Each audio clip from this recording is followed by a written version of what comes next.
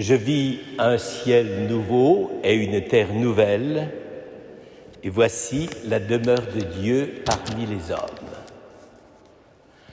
Frères et sœurs, comme je vous le disais au commencement de cette Eucharistie, le signe même de l'accomplissement du salut de Dieu, de l'Église, de ce que nous sommes, c'est les cieux nouveaux et la terre nouvelle. Il est évident que surtout aujourd'hui, cet adjectif nouveau, nouvelle, peut être chargé d'énormément d'ambiguïté. C'est d'ailleurs intéressant parce que dans le monde ancien, des choses nouvelles étaient a priori discréditées. Les choses nouvelles, il fallait s'en méfier. Et c'est pour ça que la plupart du temps, quand on voulait dire qui on était, on essayait d'énumérer ses ancêtres jusqu'à la 10e génération, parce qu'au moins, c'était sûr que c'était du solide. Or là, précisément, la parole de l'Apocalypse va à l'encontre de cette espèce de sensibilité profonde de la société antique. C'est pas « on a toujours fait comme ça et rien de neuf sous le soleil », mais c'est précisément « cieux nouveaux et terre nouvelle ». Évidemment, ça ne manque pas de prétention.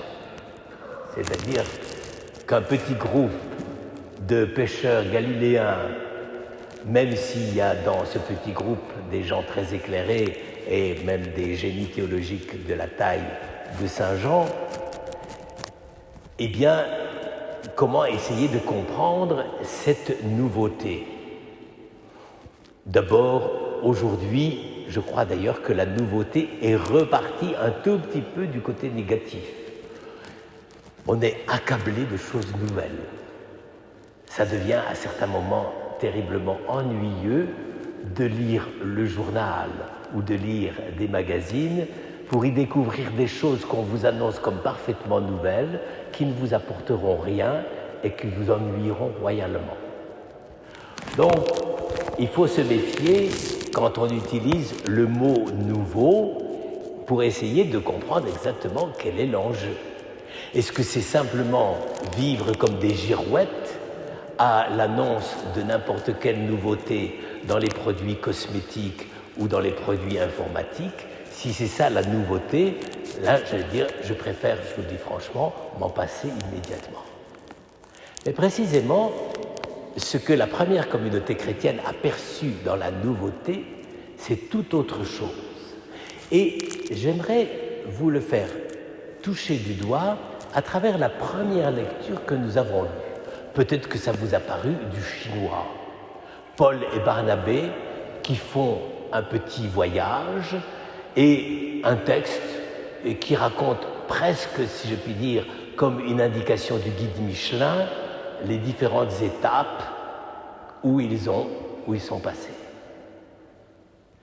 En réalité, c'est vrai, Paul et Barnabé ont été les premiers à faire quelque chose de vraiment nouveau. Ils habitaient à Antioche.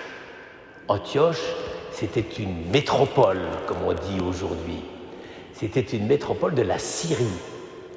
Et c'était un des lieux où les chrétiens s'étaient réfugiés à cause des persécutions à Jérusalem. Et donc, ils avaient dû partir. Et là, ils avaient rencontré non seulement d'autres juifs qui vivaient à Antioche, parce que c'était un des plus grands centres commerciaux de l'époque, c'était un peu le Londres de l'époque, si vous voulez, mais ils ont rencontré aussi des païens. Et les païens étaient très intéressés par ce que racontait la petite communauté qui n'était pas distinguée des Juifs à l'époque, mais qui était une petite communauté qui vivait en essayant de proclamer l'annonce que Jésus est Seigneur. Dans cette petite communauté, il y avait un homme de génie dont on ne parle plus jamais, qui s'appelait Barnabé.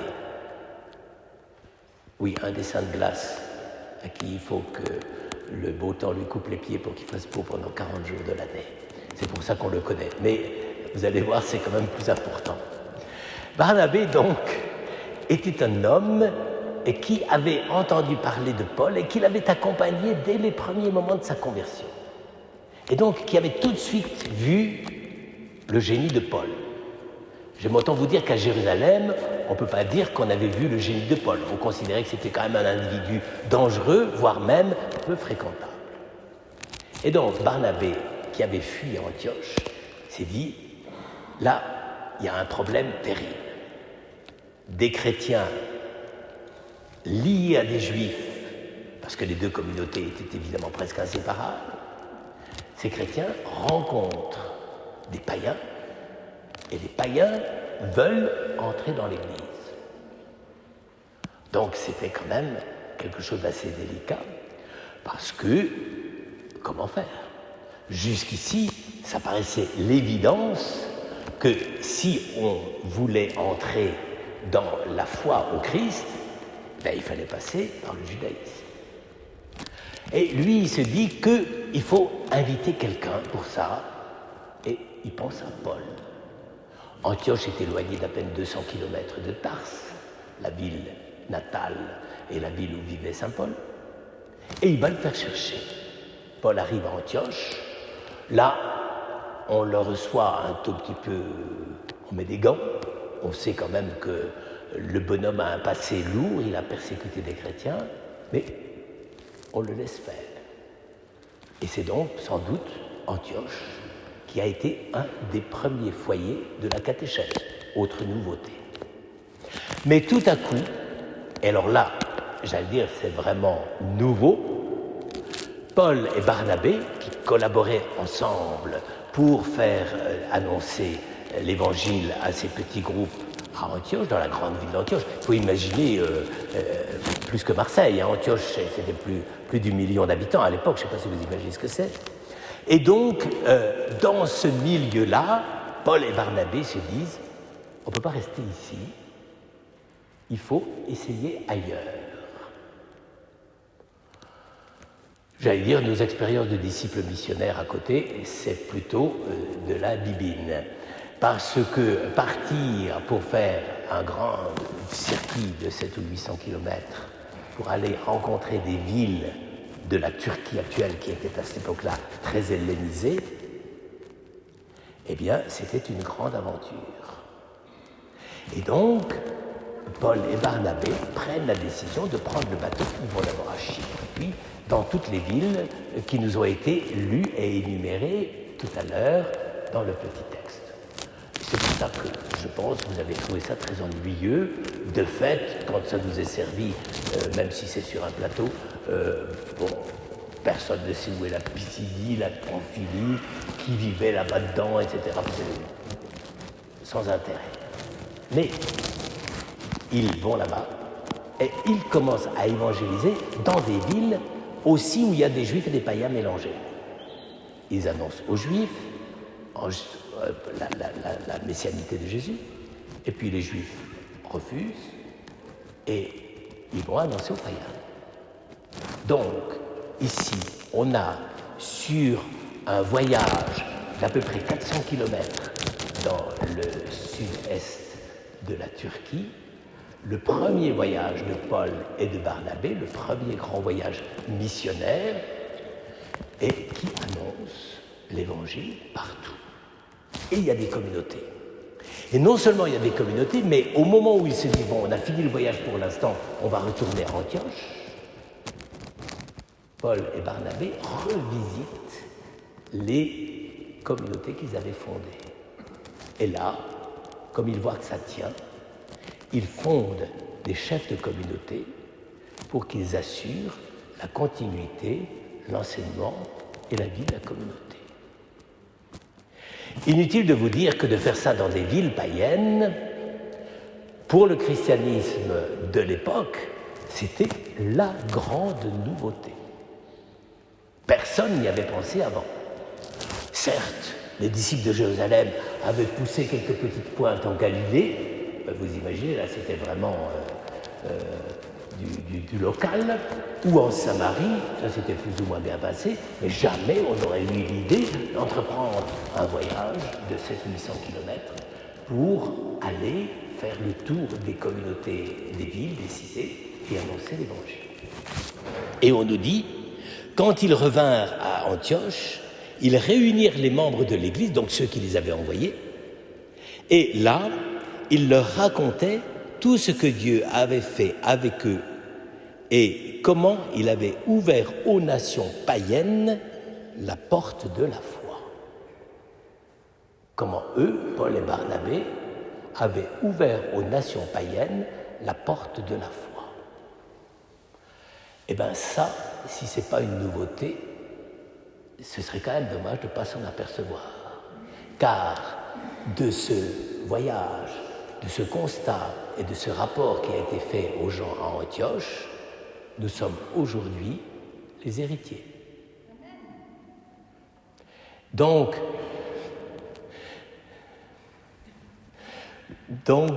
ce qui nous est donné dans ce texte, c'est le fait de découvrir que la nouveauté de la foi n'est pas quelque chose qui est si extraordinaire que cela, c'est d'une simplicité absolue, c'est que tout à coup, simplement, l'Évangile est annoncé. Or, il y a quelque chose d'assez intéressant. Ça, c'est pas dans le texte. Mais quand Paul et Barnabé ont raconté l'histoire, ensuite, il y a eu des gens, ça existe depuis cette époque-là, hélas, qui sont allés voir les apôtres à Jérusalem en disant « Ouh là là, qu'est-ce qui s'est passé? Il y a eu une histoire terrible. Paul et Barnabé ont annoncé l'Évangile aux païens et ils ont constitué des communautés. » Évidemment, à Jérusalem, ça n'était pas nécessairement bien vu. Depuis une vingtaine d'années, on avait l'habitude que c'était les apôtres qui dirigeaient la communauté de Jérusalem, ceux qui étaient restés en tout cas, et qu'il n'y avait pas à discuter là-dessus. Et que donc, avoir une telle nouveauté, ça posait problème. Est-ce qu'on pouvait l'accepter? Est-ce que c'était selon les habitudes de la communauté? Et c'est pourquoi on demanda à Paul et Barnabé d'aller à Jérusalem pour rendre compte de leur expérience, ce qu'ils firent. On appelle ça le Concile de Jérusalem. Et le Concile de Jérusalem est la première fois où les apôtres qui étaient à Jérusalem, plus Paul et Barnabé, se sont posé la question, finalement, est-ce que l'Évangile peut être ouvert, accessible aux païens? Attendez, du calme. Donc, Pierre et Barnabé, Paul et Barnabé, expliquent le processus qui a été engagé. Il leur dit les communautés qui sont là, et eux délibèrent, discutent. Et, chose curieuse, ceux qui étaient les plus conservateurs se rallient à ceux qui viennent d'innover dans la mission, Paul et Barnabé.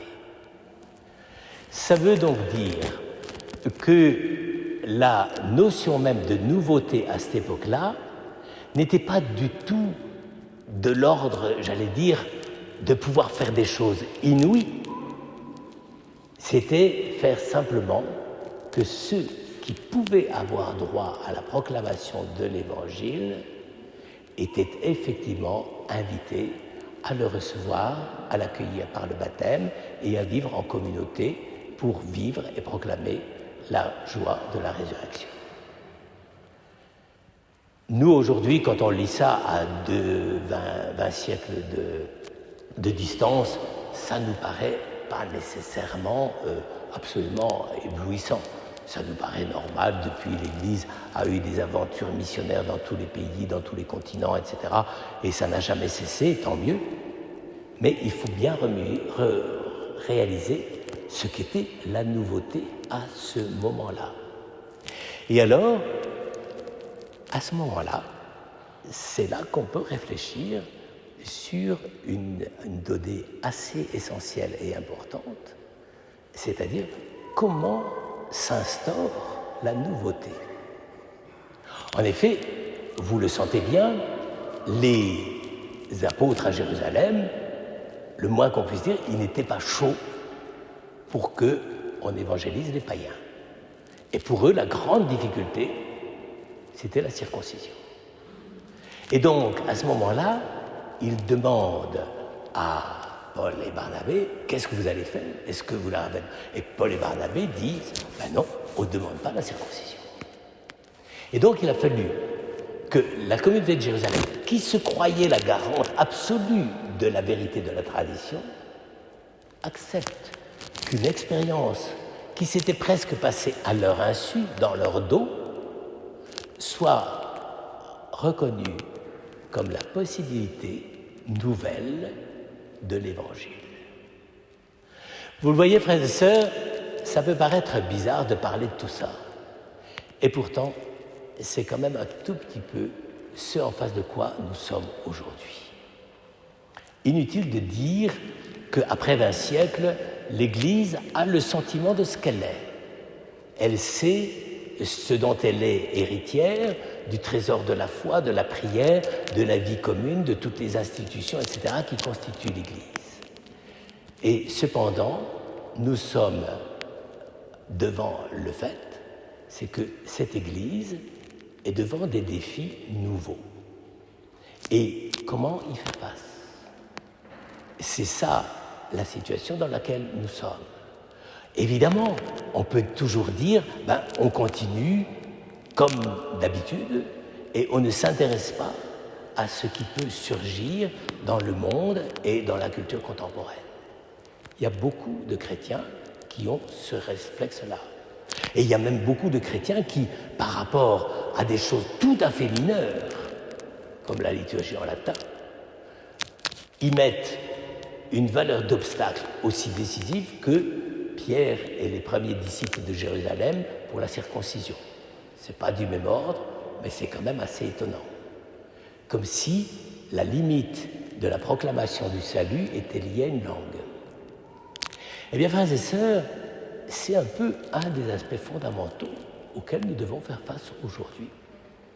Quand nous sommes en face de ce mystère, de la présence de l'Église et de sa façon d'accueillir et d'annoncer et d'offrir la parole de Dieu, eh bien nous sommes précisément dans ce défi, dans ce challenge, de nous dire en fait où est et comment se manifeste la nouveauté de l'Évangile.